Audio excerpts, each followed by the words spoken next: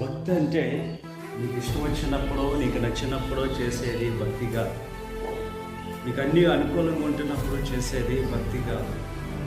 ఈసారి షడ్రక్ మేషక్ అబేద్నెగోలు మనం జ్ఞాపకం చేసుకుంటే వారి దేవుడి యొక్క మాటకు లోబడుతున్న విధానాన్ని మనం చూస్తూ ఉంటాం. అక్కడ రాజు నెబుకద్నెజర్ ఆజ్ఞ ఇచ్చారు.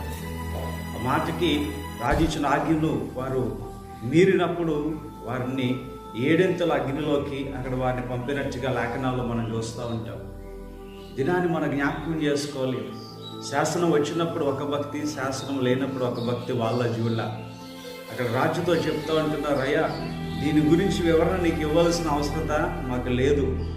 ఎందుకోనంటే మా దేవుడు మమ్మల్ని తప్పించగలిగిన సామర్థ్యుడు అని అక్కడతో వాళ్ళు ఆగలేదు. కానీ అసలు భక్తిని ఇక్కడ జ్ఞాపకం చేస్తాడు మరలా పరిశుద్ధాత్మ దేవుడు. అసలైన భక్తి ఏంటి అని